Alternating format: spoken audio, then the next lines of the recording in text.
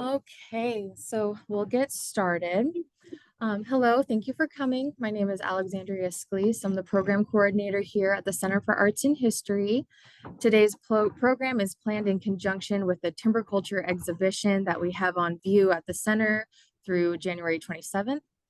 This exhibit comes from Maxville and Heritage Interpretive Center in Joseph, Oregon. Today's speaker is Director Gwen Trice, that's joining us via Zoom. There will be a Q&A at the end. Zoom participants will be muted for the duration of the talk and unmuted for the Q&A. This program will be recorded and posted on the center's YouTube channel and website at a later date. The exhibit and program are brought to you in part by funding from the Idaho Commission of the Arts. And I will go ahead and introduce our speaker, Gwendolyn Trice. Ms. Trice is the founder and executive director of the Maxville Heritage Interpretive Center, MHIC, a museum located in Joseph, Oregon. MHIC's mission is to gather, preserve, and share the rich history of African American, Indigenous, and immigrant loggers in the Pacific Northwest. MHIC tells inclusive stories of multicultural logging communities to better connect the experiences of immigrants and migrants to a larger American historical narrative. Ms. Trice is the daughter of an African American logger. Tracing her father's life inspired her to create the MHIC. The journey inspired the documentary in 2009 by Oregon Public Broadcasting titled The Logger's Daughter. The documentary illuminates this little-known history of African American loggers and their families who migrated to Maxville, Oregon from all over the South and Midwest. Ms. Trice's work is featured in the May 2021 issue of Smithsonian Magazine and the 2022 issue of Forest History Magazine Today. In addition, MHIC regularly hosts traveling exhibits, music, and storytelling events throughout Oregon. Ms. Trice has served on the Oregon Commission on Black Affairs and serves today on the Oregon State Advisory Committee on Historic Preservation. She is a 2015 recipient of the Oregon Women of Achievement Award and the recipient of the 2020 Stewardship Award from the Museum of Natural and Cultural History at the University of Oregon. In March 2022, the MHIC was awarded the Oregon Tourism Commission's Diversity, Equity, Accessibility, and Inclusion Award. This award celebrates a business or destination that has demonstrated leadership in raising awareness or facilitating change to build a more inclusive and welcoming environment for visitors to Oregon.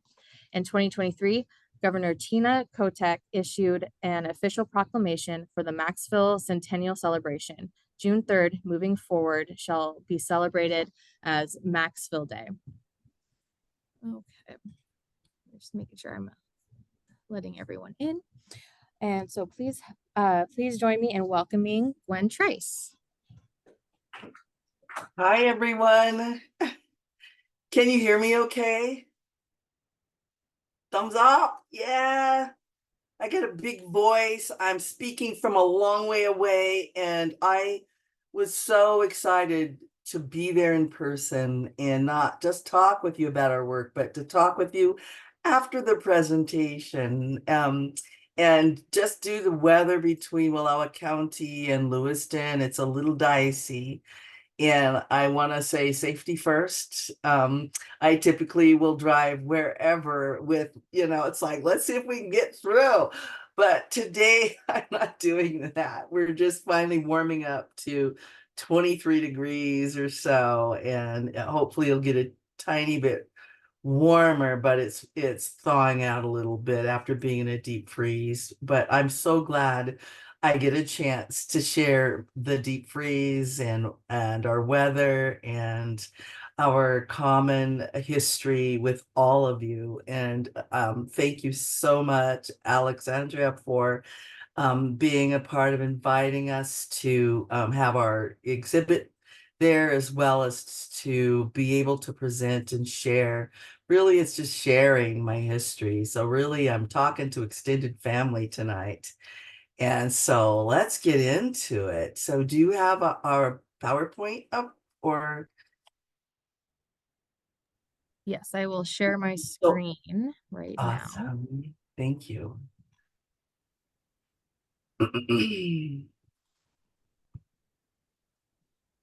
So I'm just it's a walkthrough of some of our body of work, really pre-colonization to today and moving forward with our work. So it's so important um to me to be able to um look at our past as we look toward our future. Right now we are owners of the Maxville town site. We gained that ownership in June of 2022.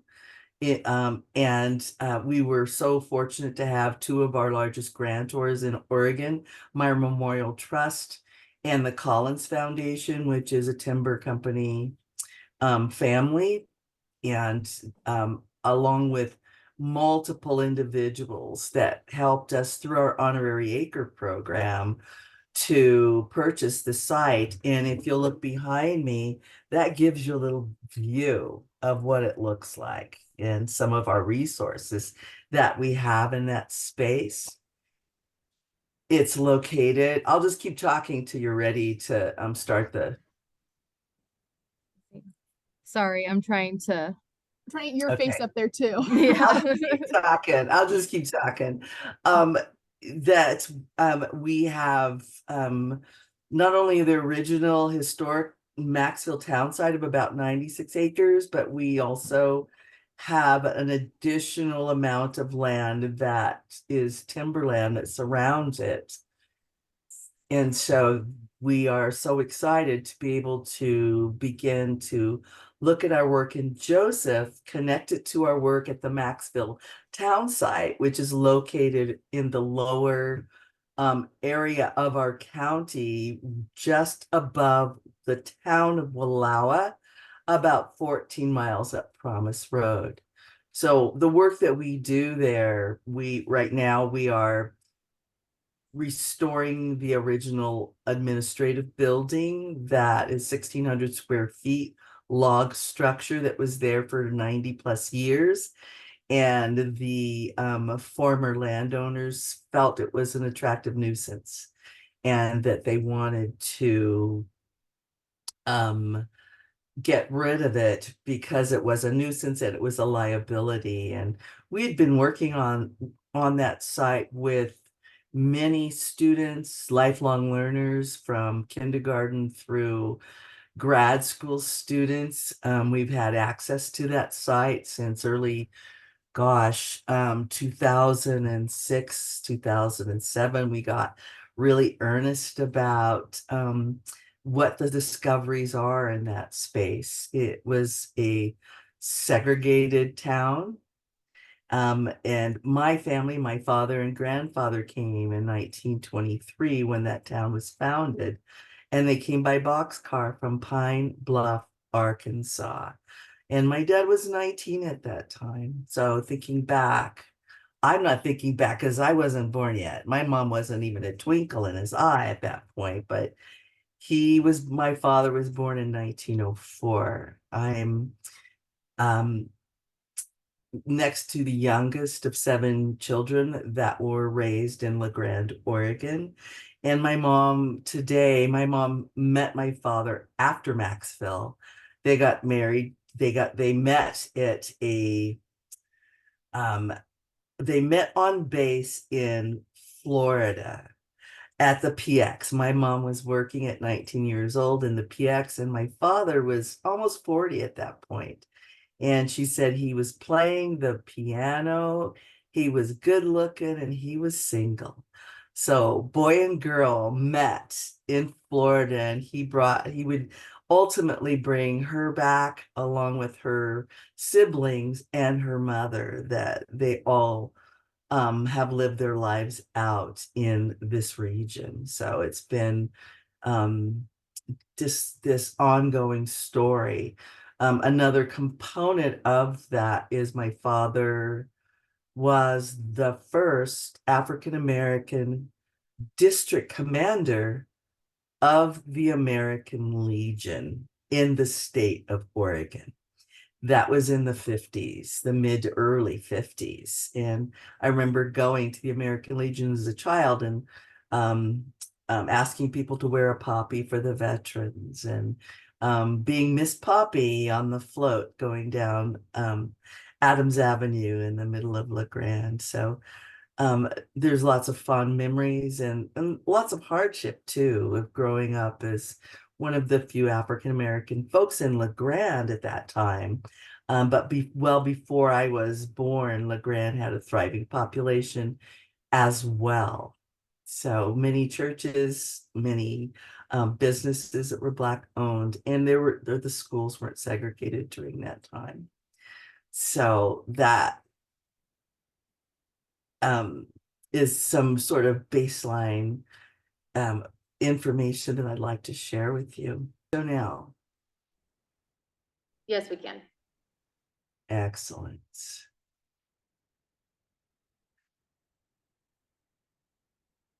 So let's just jump right into the meat, shall we? Let me get back to the beginning because it gets ahead of itself. So the United States Constitution had the 15th Amendment that stated the rights of citizens in the United States to vote shall not be denied or abridged by the United States or by any state on account of race, color, or previous condition of servitude. That's the United States 15th Amendment. Section 2 states the Congress shall have power to enforce this article by appropriate legislation. Oregon's constitution reads different. They are the only state in the union that joined with their own constitution in place that says no free Negro, which of course is now derogatory. A lot of the terms that are used are no free Negro or mulatto. That means biracial with African American not residing in the state at the time of the adoption of this constitution shall come, reside, or be within the state, or hold any real estate, or make any contracts, or maintain any suit in the state. And the legislative assembly shall provide by penal laws for the removal by public officers of all such Negroes and mulattoes, and for their effectual exclusion from the state, and for the punishment of persons who shall bring them into the state or employ or harbor them. So think about Maxville. And this law did not actually stop being enforced until the end of 1926, where I believe it's Vandersloot. I can't remember. I don't have my note in front of me, but there was an African American man who held businesses, who had stores, who had lots of property, that was sued for being Black in the state of Oregon and was forced to move out of the state within 30 days. And that suit was brought up by a white competitor. So my family moved to Oregon, moved up to Maxville in 1923. So those laws were still in place. Maxville was a segregated town. So this was, the largest sort of social club in the state of Oregon was the Ku Klux Klan in the 20s. It had a very strong presence. And this is a picture of a parade in Ashland, Oregon. This is Lane County, Oregon. And the Governor Pierce was from the town I grew up in La Grande. And his governorship was funded through that big social network. Now, they had women in the Klan, and they had kids as well. And women played a big part in the Klan in our state. And so it really was a social club for the dominant culture. So thinking about the railroad and lumber industry, so this organization called the Bowman Hicks Lumber Company, they were a lumber company that had holdings in Missouri and holdings in Louisiana, and they recruited experienced loggers from the South and the Midwest. these loggers were black and white, and they brought them to the town of Maxville. And my dad and my grandfather were some of the first people that came. There were Greek loggers that were part of the township, and they were housed in a place called Dry Creek down the road. But some of those Greek loggers also lived in Maxville with their married partners who were white, and they also worked up and around this area between Wallowa County, Maxville, and between that and Pendleton. So the Mount Emily Lumber Company, they had a Greek logging camp and actually had a Greek cemetery there where they weren't provided to bring their wives. And so in that cemetery are all men, all loggers, and they worked and ranged and lived and had a relationship with our family as well.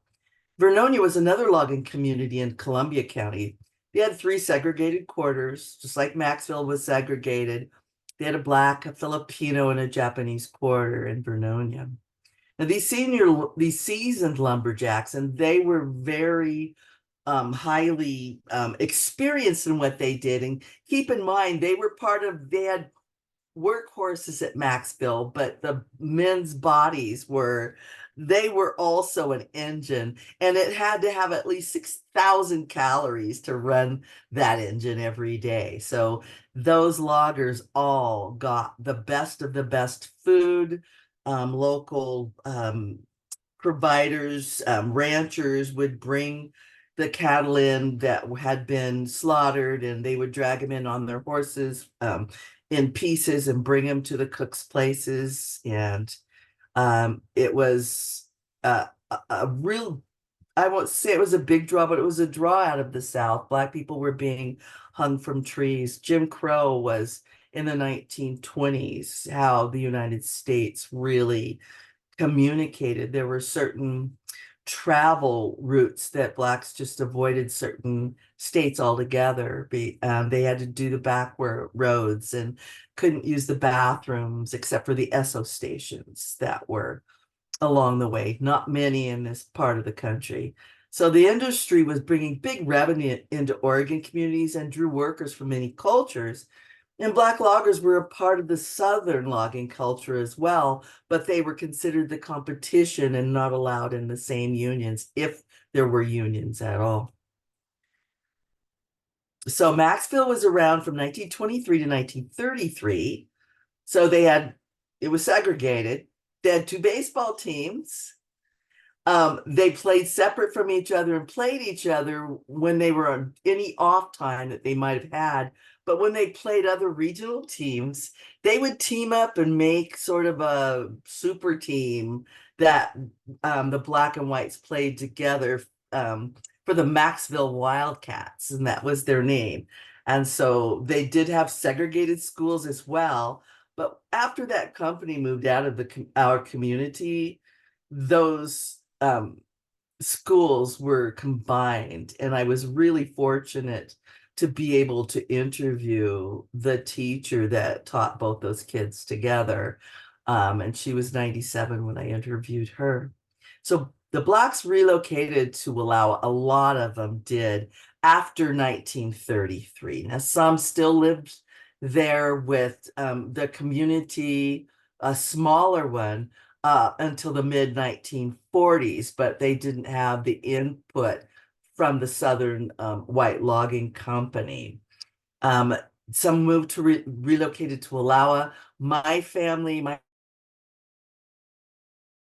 me for his mother and his brother and had a relationship in LeGrand even then. And so a lot of the Black loggers, they would go back to LeGrand to be with their families on the weekend, and they'd come back to Maxville. So besides, once that town closed down in 1930, we migrated to LeGrand. Others went to Portland, and they were part of the Vanport community, and some people moved back and forth from Vanport and lived in La Grande and opened churches and places of worship, as well as in Vancouver. So there was shipyard employment in that time, and then other people moved to California, to Green Valley, for the logging industry. This is just a little bit about Vernonia, segregated logging community in Oregon, had a Philippine Japanese black quarter. Although the KKK was marketed as a family organization, the conditions were dire there by how the treatment of Black people were. And the NAACP stepped in after a Portland newspaper stepped in, interviewed the Black loggers, and did an article, scathing article. And that newspaper was called the Advocate, which was a very strong newspaper for many years. So traveling, getting across the country, there was a book that was created by a postman called the Green Book. And then they're actually thinking about doing a new Green Book because it's now become dangerous again for brown and Black people to travel in different parts of our country. And this Green Book, and I believe you have it in the museum exhibit, there's 3 different iterations of it. It was discontinued in 64 when they said, okay, the laws have changed, it's better for everybody. But the fact was that it didn't change the racism in the country, and people had access to cars. They had access to cars to do work, to be salesmen, traveling salesmen. So I wanted to show you this Green Book listings. This was created by the University of South Carolina, of the Esso stations that were across the nation, and how many of them were in the South. And in 1956, look how few of them were in our region, and I don't see any in Idaho. And so it was really important that Green Book not only showed you where to get gas, but it showed you Black housing or Black spaces that you could find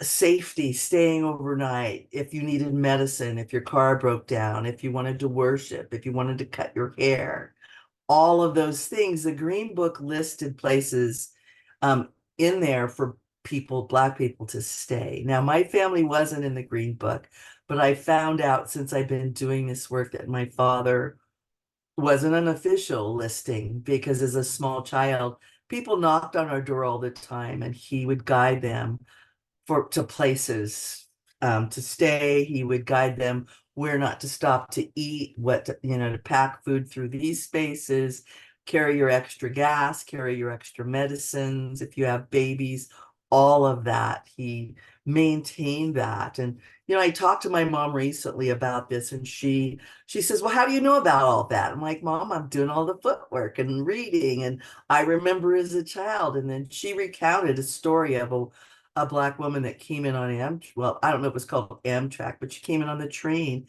headed through town, and her baby had passed away, and they would not allow her to travel further until she made accommodations.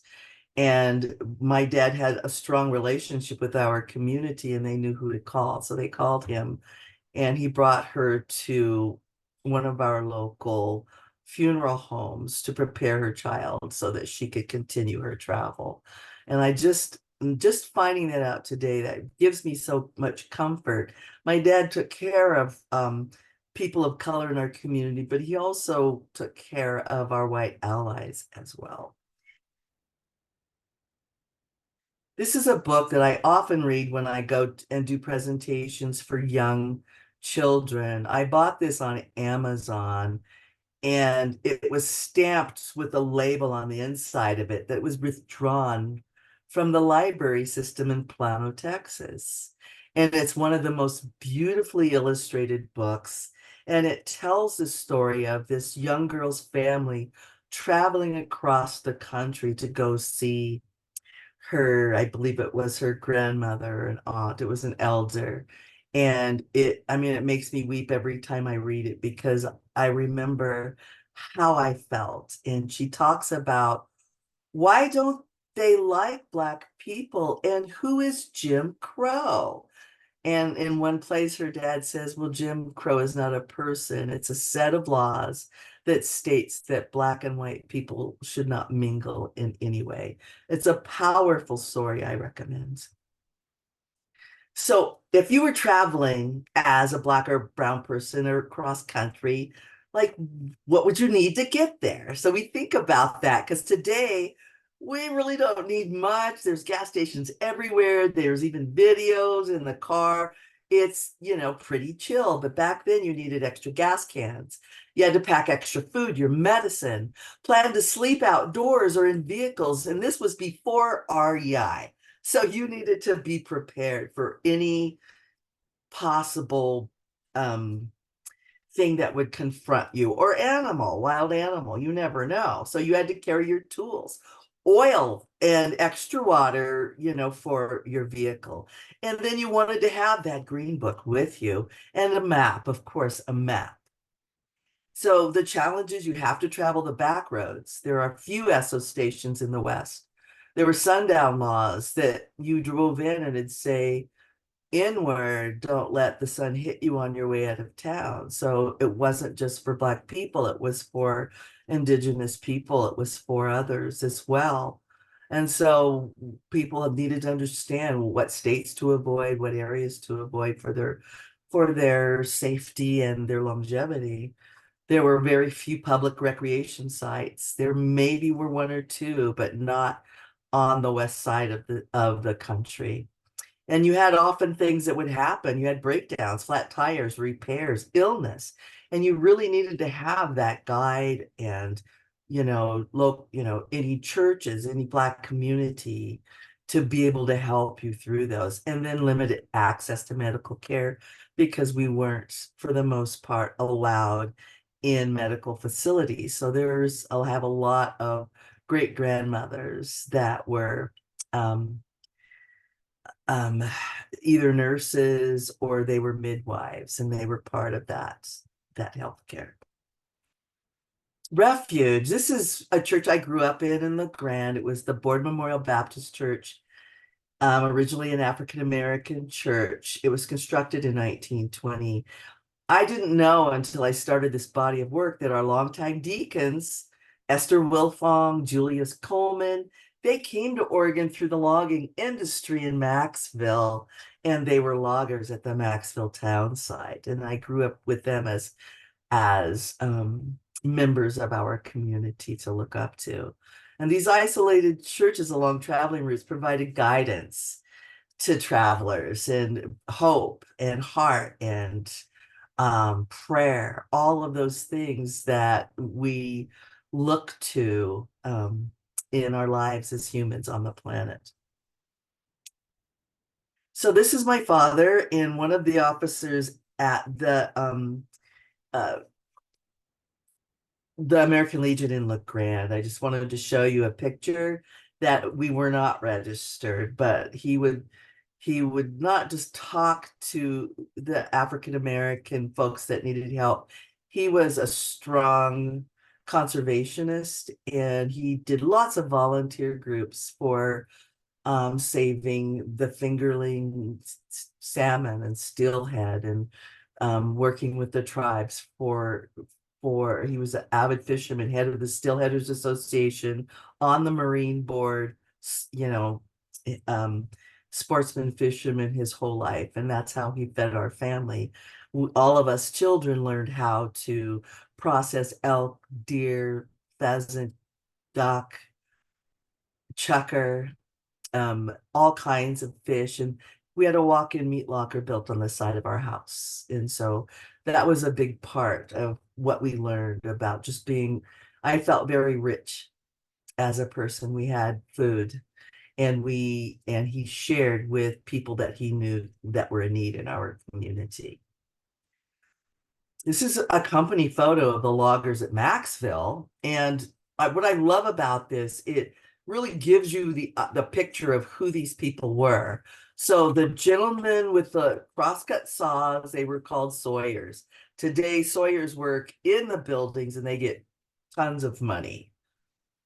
lots more than what these men were getting. The men with the long poles, they also have axes. One's over his shoulder. He's got his axe here. If you can see my cursor, those were scalers. They'd measure the board feet. It had to be a certain length to cut off um, in order to be bought off for sale at the mill. And all of these logs were put on the rail and they were brought down to the mills in Wallowa and La Grande in the early years. The men up on the top level with the bottles, the gentleman to your left's got a bottle. There's third gentleman, the fifth. They have rags stuffed into the top, and that was turpentine, and that their job was to make sure that as that sawyer cut through the tree that they kept that turpentine. It would make the saws sing and it would melt that sap so they could do it quickly, and they could do it efficiently without it getting stuck. And the gentleman with the big hat to your right, he's third from the right. On one hand, he's got a tree stamp, so he can stamp the end of that tree that he's bought that off. And then he's got a 6-shooter in the other. And that could be for wild animals, any kind of notification in the middle of nowhere. His crew of African American men respected him, and they called him Mr. Don. And when Mr. Don was getting ready to leave, they said, we sure wish you'd think about staying, because they were treated with dignity and respect. Now, this is typical house at Maxville that was created at the mill. And there weren't very many of them. This is one of them that's more of the logging managers' homes, that child up front. That was Don's son, who's not living today. These are the houses at the other side of Maxville, the black loggers. You can see in the foreground, they raised pigs. In the right-hand side, there's a tall building that was a schoolhouse brought from Camp Number 5 when they brought in the loggers that were already in Wallowa County as well that worked at Camp 5. It's about reutilization of the buildings, of the wood, of the materials. And a lot of these houses were built on flatbeds, and they were cobbled together so they could be hooked and taken to possibly a work site for a couple of days and bring them back. My grandma, my understanding, did do some cooking for some of the black men and their families, and this was a place where families stayed. And if you've been through that exhibit there, you've seen this is the first picture I got from one of our museums here. They said, oh, you probably want this. So I started our museum with this picture. This is a great example of the horse logging, that everything was utilized and it was extremely dangerous. My grandfather's name was Arthur, but they called him Peg because he had a peg leg. This is a wonderful picture. This is one of my favorite of the women and children of Maxville. None of these women in the picture are from the South. I got these pictures originally from a gentleman that's family came to the region that were of Scottish descents. And these are his family members. He has come and played his bagpipes for our events up till now, but he gave me several images. And the little girl, I believe the little girl in front is his mother.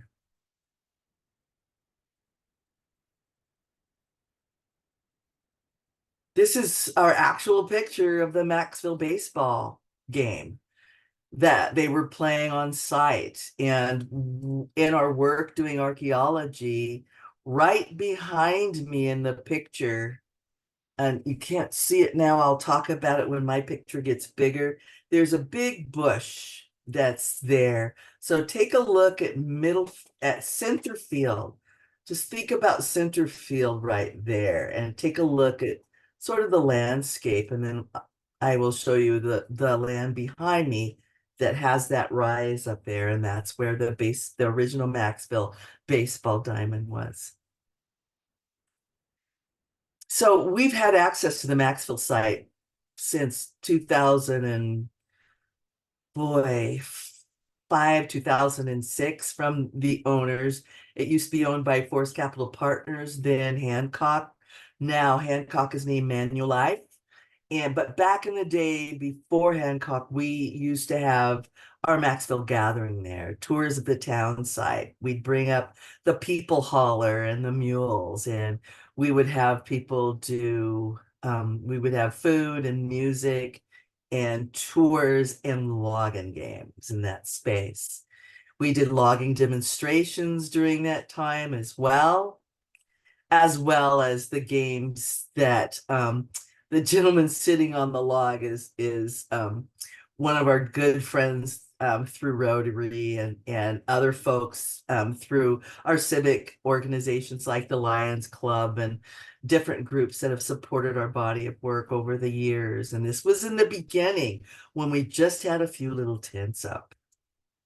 We did create a play called On to Higher Ground through Marv Ross. Marv Ross is a platinum and gold record performer. He, if you don't know him by his name, his band was called Seafood Mama in Portland, and then they were Quarter Flash in the 80s. And they played all over the world. And Marv has done a play called The Ghosts of Celilo, about the death of Celilo Falls. And he just began to work with us on our play. So it was wonderful that he worked with our Indigenous people. And we've shared this out, and we are marketing this in the near future to for performance. It's very exciting work. It's a musical, and it's just a powerful story. Now this is the original building that was the administration building at Maxville. 1,600 square feet, 2-story stone fireplace. And the people at Maxville said, it's an attractive nuisance. Y'all love your spaces. And I'll tell you that people have thrown their families' ashes out out in the meadow, and there's a lot of love for the spaces here. And they said, we're going to destroy it. And so we got into a longer conversation about this building, and they agreed that they would give it to us, but we had to disassemble it and move it from the Maxville site. This was early on, and we didn't have the wherewithal to purchase, or were not really ready for it. So we went to the Clatsop Community College's Historical Architecture Field School. And in front of you, you'll see John Gutenberger and some of his students around that. And they took 4 days to document, measure, do drawings, video, and really get a good sense of what this building looks like in its original form so it can be done again.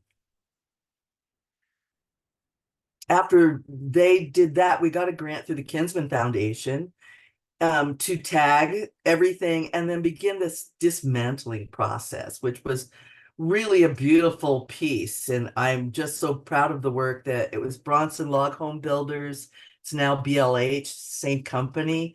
They live on the block where my home is, so I could watch them put the building back together the first time before they took it apart and brought it back out to Maxville. So the inside of it is pristine. It's just in really great shape. The floors weren't, but we're building it with all new. We have to pass muster with everything now. So we want it to last another 100 years or maybe 2.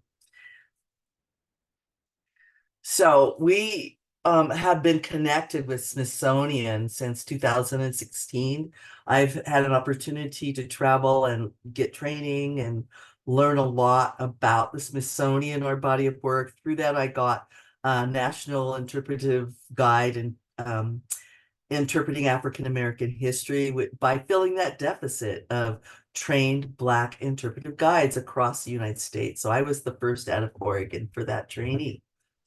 And they came back in 2023 and they did the majority of the funding for our 2-day 100-year celebration. And it's part of their initiative called Our Shared Future, Reckoning with Our Racial Past initiative. And what I love about it is it's important that everyone's included. It's about all of us in that space. So it's all of our racial past and really taking a strong look and then doing something about that. So these are the 240 acres that we purchased at the Maxville town site. The original, there we have archaeological acres that they're already archaeological sites on there. We have timberland, we have acreage across the county road as well. That's part of that site. We've got multiple springs. We have a well that is gravity fed that's been in operation for over 30 years that we use, that's been tested and it's pristine and sweet and drinkable. We're so thrilled to share that with you, that we're moving forward for creating a brave space for us all. We also, through that process, we talked about the honorary acre program, where people could GPS the acre they purchased, or if they didn't have the funds to donate toward a full acre, they could donate what they can afford with a community of people in that acre. And so it's really this sense of how might we all participate in a good way together. This is a great image of one of our dump sites. This is directly on the Maxville site. It's very small, but we have student tours from Eastern Oregon University in La Grande, and often they're international, indigenous, and South Pacific students come up at the beginning when they first come to the college. It's their first time in the United States, and we want them to have a connection to a sense of place, that people of color have been here. BIPOC people have been here. There's this culture here, and we look to what ways that we can help the students engage so that they don't come this far for a program and then they don't stay that 4 years. So it's all about making those connections and working with our partners to tell this narrative.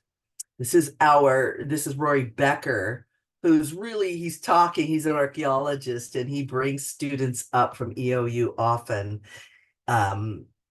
doing pedestrian survey, doing all of the above. And we've had up to 5 archaeologists from federal, state, retired from the state, and others that are just visiting the region and say, I'm an archaeologist too, and I love what you're doing. How can I be a part of? So it's been exciting to get everybody where they are right now to jump in and be a part of helping us tell this story in an informative, documentary way. We have other annual gatherings. We have the Woodlands and Watersheds Festival, and that's located truly in the town of Enterprise at our fairgrounds. And we work with Wallowa Resources. Wallowa Resources is a timberland stewardship organization that helps with energy trust and different with the USDA and all of these different organizations, and they were developed after the timber crisis, and they have grown in such a way that they're assisting us in multiple ways with bringing solar out to our site, helping with our outdoor schoolwork, being a part of this annual event, and it's a good one. It's the last Friday of June, and Maxville's group brings in our friends from Flora, and they cook about 160 pounds of Dutch oven chicken, multiple roasts of local pork, and we just have a great time listening to relevant music and connecting with all of our partners out here. We have lots of musician performances. This is at the same space. And we also, and again, this is a pedestrian survey of students that come in along with the archaeologists, and they walk side by side to capture everything that is on the ground. And they tag it, take pictures of it, GPS, and give all the information. And I like being the visionary because all these subject matter experts are truly experts in their field, and it's wonderful to bring all these great minds together for this body of work. So we have this partial site plan. We got 240 acres. We bought it in 2022. We had our 100-year celebration, but to plan for that, to plan to bring people on with a light footprint, thinking about outdoor school, forestry education, facilitated tours. It won't be open for people to come and do what they want. That's a huge liability, and it's not what our hopes are. Our hopes are, as we work with our Indigenous partners, that we create some of this interpretation in Nez Perce as well as in English, that we look at the flora, the first foods that are growing in that space, the roots foods and roots music celebrations around that, lifelong learning engagement. Some of us are students forever and absolutely love our local history. And so we provide those opportunities in that space. I've been working with Whitman College. They've been bringing students up for their land water justice program and their Reimagining Maxville program. We'll have a symposium in Portland the last, let's see, I guess the 4th, 5th, 6th, and 7th of March. It's called NWAC, NWAC is the name of that. And we'll have archaeologists, we'll have all of our experts talking about how we're approaching, how do we share this space. And it was great the last time that we met. Whitman, our astronomer, came out with her big telescope, and we spent the night. We'd had dinner, and she'd already talked about the stars. And I think about like Harriet Tubman, who was an African American woman, that her dad was a logger too, so she was a logger's daughter. He taught her a lot about surviving out, but she also used the stars to escape enslavement, and she used those stars to help others to escape enslavement in these United States. So I think about how she was feeling at that time, and what her fears were and what was going on. And looking through the telescope, we can see the rings of Saturn, and I was in awe. And we could see the constellations, and we could understand that every civilization on this planet has a connection, whether it be through navigation, your planting patterns, propagation of plants or humans, and escaping enslavement. For so many things, it gives us many ways that we want to share with the public. So some key takeaways I want you to be thoughtful about is just to expand your knowledge and understanding of Oregon's timber culture and timber culture in the Pacific Northwest. It's a larger national story, and we are just threading that needle of connecting our stories and reckoning with our racial past that way. We want to provide a brave space to comment, question, share similar stories of struggle, resilience, triumph over adversity. Also a place for quiet reflection, to draw, to paint, or to create music. as well as a place for stimulating conversation. So we've got a lot of work to do. We want to be very mindful and thoughtful about what relevance it will have in 50 years or 100 years from now. And that the partners, the trust of the land, that it doesn't go away. Now, here's the deal is, our indigenous people were here for thousands of years, and this was taken from them, stolen from them. And they're purchasing back some of their land in Wallowa County. Yet we purchased ours as well. So there's never a guarantee of the future, but our goal is that trust will not be converted to something that is our allies only, and that people of color don't feel welcome. It's really important that we have an alternate resource for inclusion and access for all, and brave diversity in rural Oregon and outward as we do our work. So I put here, this was an old message about our celebration event for the 100-year piece, but if you've been through the exhibit, you've seen the video that we created of that 100-year celebration, and the reading of the proclamation, the reading of the work from Senator Merkley, who gifted us last year also with a flag flown at the United States Capitol, and just really support of our work that we do. So that is, let me get back, let me stop sharing. We've got a messy table. You don't really want to see that. It'll make you crazy.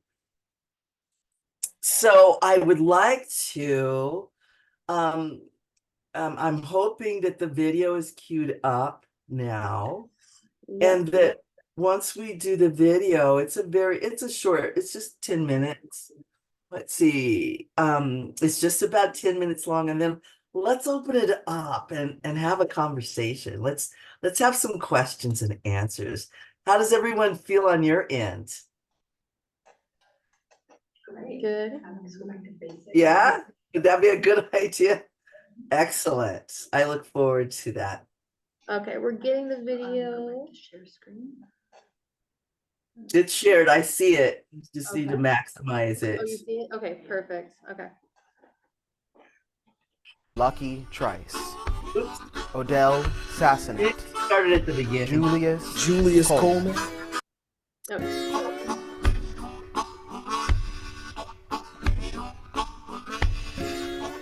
My name is Bob Baggett, Hosea Lowry, Lafayette Lucky Trice, Odell Sassonet, Julius Coleman, Esther Wilfong, Joe Paul Pat Patterson, Old Doc Gregory, Vivian Anderson, Saritha May, Ruby Sassonet, Ellen Torrance,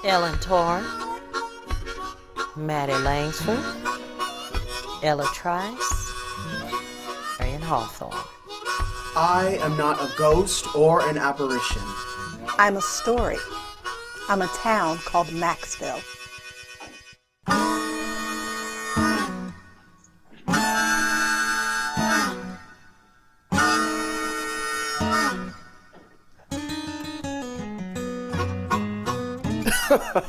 Maxville? Oh my, you looking for pleasure, you gotta go someplace else.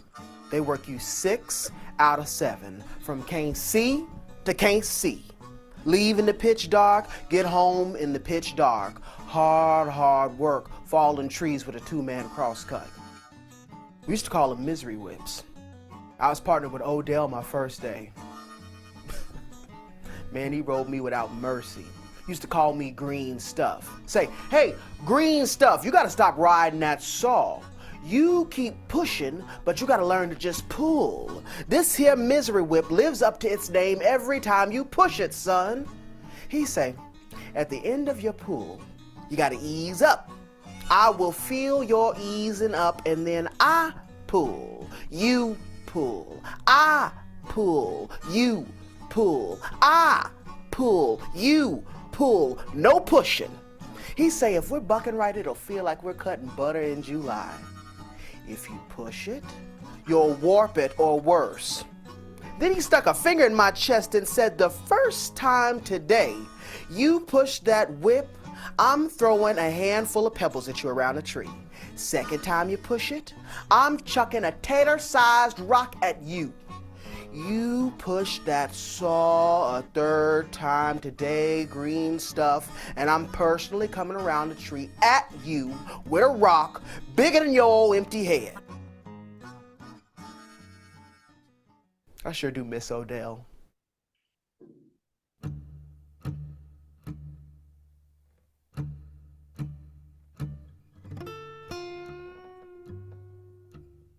Yes, Bowman Hicks put whites on one side of rail tracks and coloreds on the other. For the most part, we got along, sometimes real good. Other times, well, if somebody's gonna get the dirty end of the stick, we all knew who it was. What they thought was a little scratch felt more like a deep cut. What they thought was a funny joke wasn't. Deep down, I know the names they called some of us they just thought was normal. But what do you do with that? I mean,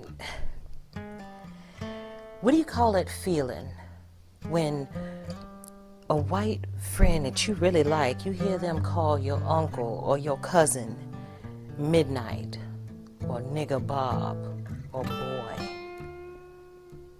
What do you do with how that feels?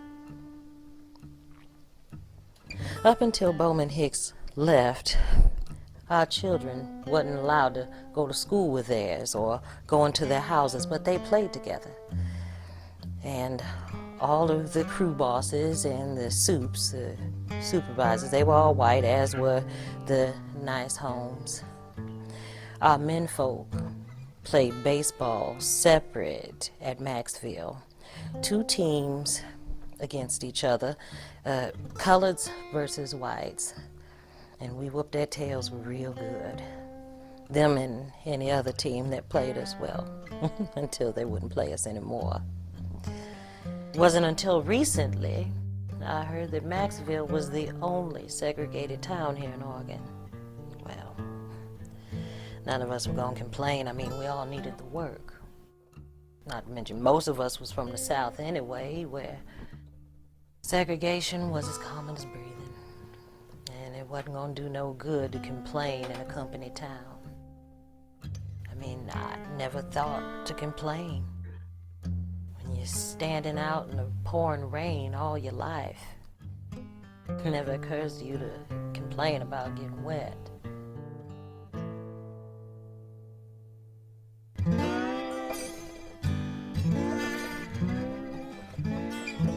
Lots of us came out here from Arkansas and Georgia, Alabama, Florida, and the Midwest, all thinking that Oregon would be a better place to work. But the Klan was here too, and in the 20s pretty much ran the whole state. A little company town remote as Maxville, you'd guess was not going to be a target. But we saw crosses being burned in the hills of Maxville and Wallowa. One night the Klan came out, dressed in their hoods and sheets, and drove right into camp. We all wondered, how will our whites here react? Is there hate flowing in the man that you were logging with this morning? Will he turn his head and look the other way tonight? Will he pull his curtains, lose his hearing? Lynching was a national pastime back then. They stopped on the road in and got out. And then out came our super, the white boss of the camp. He came right at him, held up his hand and stopped them. He told those boys he knew who they were into them hoods, knew their names, their families, where they lived and worked. He told them to turn around and get out, and they weren't welcome in Maxville. Get the hell out and stay out. And damned if they didn't turn around and leave. It was a brave thing to do. He could have just stepped aside. He He could have done a number of bad things, but he didn't. It was that night that opened up a lot of eyes and tempered a lot of hearts, including mine.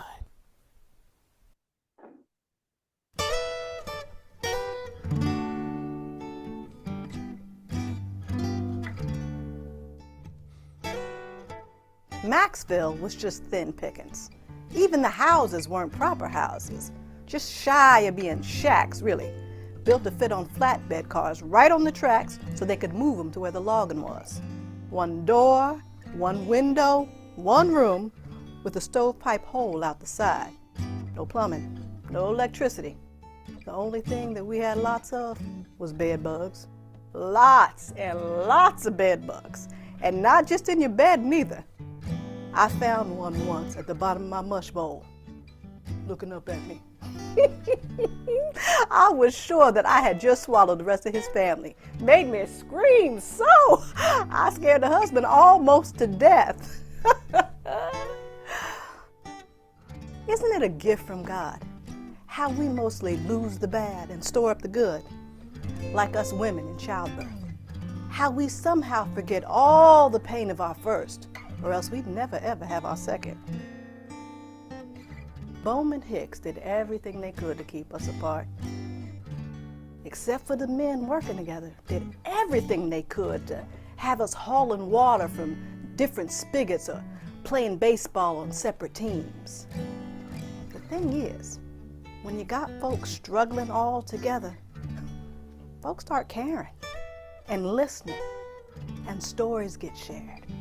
Stories of friends back home, or nieces getting married, or holidays and such. Nope, the company really failed at keeping Maxville apart. The men, black and white, worked elbow to elbow all day long, and all us women crossed the tracks at some time. We'd borrow a cup of sugar, take some soup, whoever got sick, share some gossip over washing clothes. When you're in it like we were, no matter what it is, you find that things go easier when you're getting along. Life starts when stories get shared. And you know, it usually ends up that way too.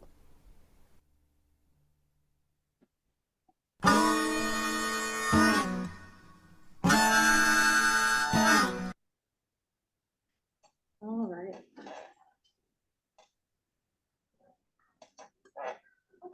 Okay, so we'll open this up to a Q&A now. See everything. Okay. Does anyone in the audience have any questions for Gwen? Can we just speak up, or do we have? Yeah, that's fine. I don't really have a question for you, Ms. Trice, but I just want to thank you for sharing the history. And I want to make a comment about I think you said it was your father, Lafayette. Yes. And he was obviously a man of faith, and strong character, because during that time, to see that he had actually become, I think you said the president of the American Legion right there in the He was district. a district commander. Yes. Excuse me. Yeah, that is pretty remarkable considering the time. And then I've lived in Vernonia, or outside of Vernonia. My first job out of college back in 1993 was in Pine Bluff, Arkansas. And then I also went to school at Eastern Oregon State College, and I've lived in the Grand. And in all of those three places, this is the first time I've heard about Maxville. And so I think it's really cool that you have your work. My wife also does genealogy, and your work with doing your family research, and then and the process of discovery, and then putting together this interpretive center to teach others and to memorialize and not just your family, but all the people that were they're the bad and the good, so that we don't forget, and then we could hopefully not repeat the same errors that have been made in the past. And that's all I really have to say is thank you. So Thank you. Thanks so much. it's a pretty cool story.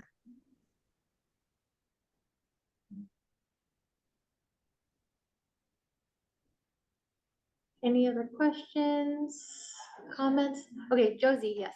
Do you want me to do my questions or my other thing? Do whatever you want. Okay. Yeah. Can you hear all right? Can you hear? Okay, Gwen. A little, I mean, she could get closer to it, something. Okay, yeah, she'll get Sorry, closer. Alex. Yeah. So one of the main things I was wondering is just what are some of the most memorable reactions that you've had to your work? I know it's, you know, toured a couple different locations by now over the years. Mhm. So reactions from our traveling exhibit or just the work in general? Sure, your work in general.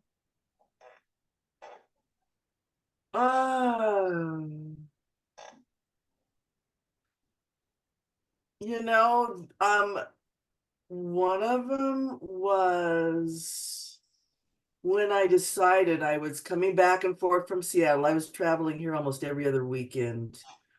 And I felt like I need to sell my house in Seattle area and I need to buy a house here because my community needs to see my face. And when you're dealing with elders, and especially they're in their 90s, it triggers memory if they see you.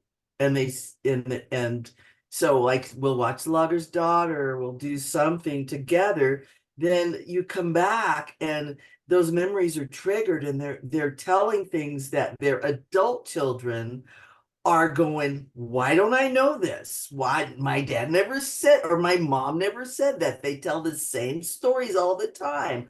But I like to call it bumping the record and just like, and get to a different group.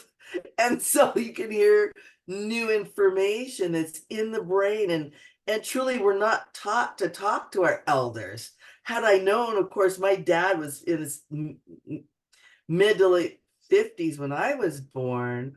The only reason I know he had anything with logging is we had lots of kids, not a big house, and I would lock myself in their bedroom and lay across the bed and read books. And I remember Dad opened his key to he and my mom's bedroom, and he was changing his shirts to go and do some meeting somewhere. And he took off his shirt, and I saw this horrible scar on his back. And I'm a little person. I've been reading. I love to read still. And I'm like, oh, what happened to your back, Dad? He's like, oh, it was a logging accident. They had to wire it back together. And in my child's mind, I'm thinking like getting a hanger and wiring it back together and putting him back. And but he never said, well, I was a logger, and he didn't say, how he was involved. And I didn't pick up that mantle. And he had already, I mean, even when he had met my mom, he was already done with that work. Even though she may have heard those stories, it wasn't a natural thing to sit down and say, let's talk about our history. Let's talk about our culture. Let's talk about the languages that we spoke before we came here as immigrants, before we came here from all, even if it's England, okay, it's a different one, but it's still, there's the foods that we share with each other that are derived from something. There's the music that some of it's appropriated, but that it's originated in these spaces. But truly, it's just sitting down and telling that history. So that was really pivotal for me. And the other one, I'll tell two other short ones. One was when I bought my house here in the 70s. If a Black person moved in next door, all the white folks, you got for sale signs out and you're moving out.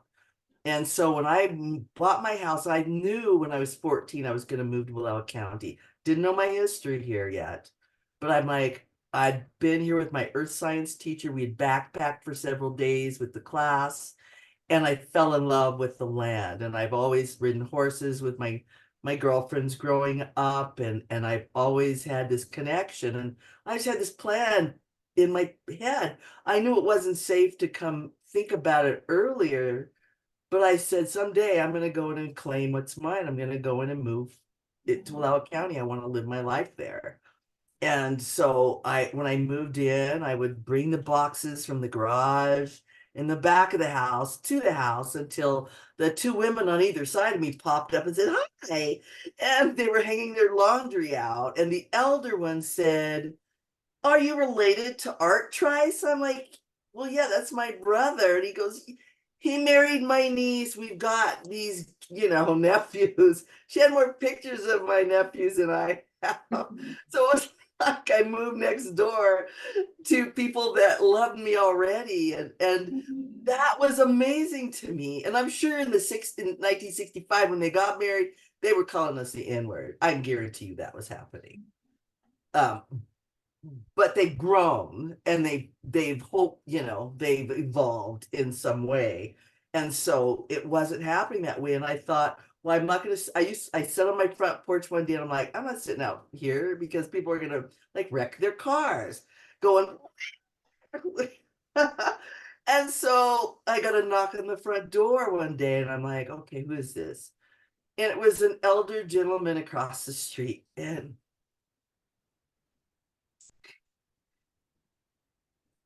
said, we're so glad you're here. Welcome to the neighborhood. Welcome to the neighborhood. And I mean, it took me by surprise. I wept for the first 6 months I moved here. I wept every day. I'd go to the hardware store and an older white woman would come up and, hi, are you having a good day? I'm like, I am. It's a great day. And she goes, it sure is. And she just hugged me, which was like, it's so disarming because it's just like you want to weep in their little nook, in their little cranny. And it's just it's so moving. And I'd go to Safeway and I'd walk by like the prescription place. Well, so there's the good and the bad there, because us elders are in that line waiting for our meds. And there'll be people that say, oh, I got a story for you. So I started wearing like digital recorders around, and I couldn't get at a Safeway under 3 hours. So I started going like right before it closed, just so I could shop and then go home, instead of like having a moment where it's like, let's have this Maxville Safeway thing, which we weren't Maxville at that point. It was just me really getting used to the space. And there was a well-established woman that went to our local chamber and said, she's not telling the truth, she's lying. That didn't really happen. And one of our elders overheard and said, I knew her father. He was a good man and he was a good person. And everything she says is the truth. And she's doing good work. And it's important that she's here to tell the work through her perspective. So my community is my community in so many ways. And not everybody's full of that good energy there. And of course, since the last administration, people are more quiet. Nobody's been outwardly actually mean, but just people are more quiet and reserved in their way. And that's, you notice that. And it's like, I'm not different. I haven't changed. I'm still serving the community. I'm still bringing resources and funding for my community members. And when we're also creating a trauma and healing program too, because we all have some sort of trauma wherever we come from, and even though some of those may be separate for people of color and LGBTQ plus and our allies, but the whole point is we all have that need, and we've heard of some sort, that injury that makes us who we are. It makes us do things that we do. And I just,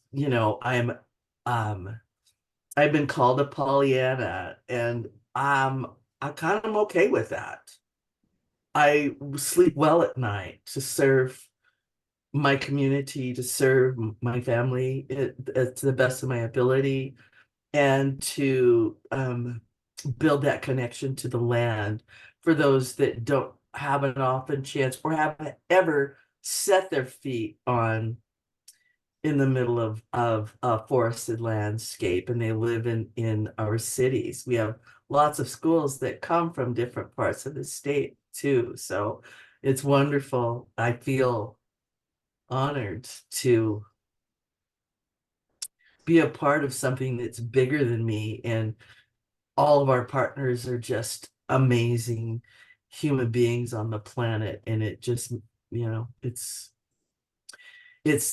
difficult work. And it's the best thing I've ever done.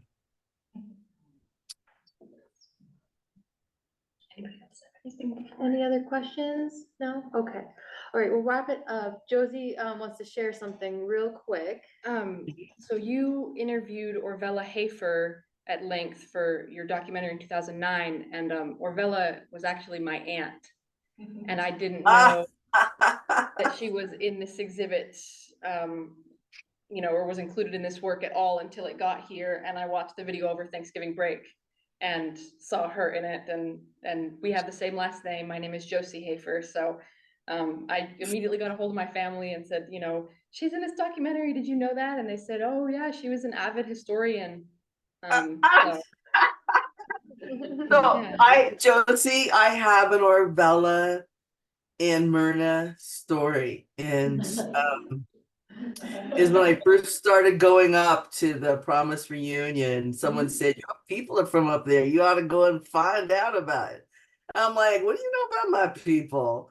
And I went up there and I met Orvella and Myrna and Myra, their mom, which I fell in love with Myra so much.